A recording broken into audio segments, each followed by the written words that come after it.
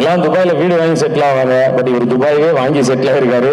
நான் சொல்றதெல்லாம் இங்க இருக்கவங்களுக்கு மேபி நான் ஜாஸ்தியா சொல்றேன்னு நினைக்கலாம். பட் இவரை பத்தி தெரிஞ்சவங்களுக்கும் இவரோட க்ளோஸா இருக்கவங்களுக்கும் தெரியும். அது அனைத்துமே உண்மையான வார்த்தைகள் தான். அண்ட் உங்ககிட்ட தெரிஞ்சவங்க கிட்டலாம் இவரோட போன் நம்பர் இருக்கான்னு தெரியாது. பட் இவர் கொடுத்த போன் இருக்கும். ஏன்னா வந்து அங்க போனாலே வந்து தலைவன் பார்த்தீங்களா, அங்க ஒருத்தர் தான் உண்மையா ஒத்து கையை தூக்குறாரு. ஸோ வந்து அப்படி எல்லார்ட்டையும் வந்து அந்த ஐபோனை கொடுத்து அந்த ஒரு அன்பை வந்து வெளிப்படுத்துறதுல அவர் மாதிரி ஒருத்தரை பார்க்கவே முடியாது. இந்த படம் தலைவர் தம்பி தலைமையில், உண்மையிலே தலைவர் தம்பி உங்க தலைமையில நிறைய நல்ல நல்ல தமிழ் சினிமாக்கள் நீங்க எடுக்கணும். எடுத்து இந்த மாதிரி நிறைய பேருக்கு வந்து வெற்றியை கொடுக்கணும். நிதிஷ் ப்ரோ, நீங்க ஒரு மிகப்பெரிய விஷயத்தை ஓபன் பண்ணி வச்சிருக்கீங்க. ஒரு பெரிய சக்சஸை கொடுத்து இந்த கம்பெனி இன்னும் நிறைய படம் பண்ணணும்ன்ற ஒரு நல்ல ஒரு என்கரேஜ்மெண்ட் கொடுத்துருக்கீங்க.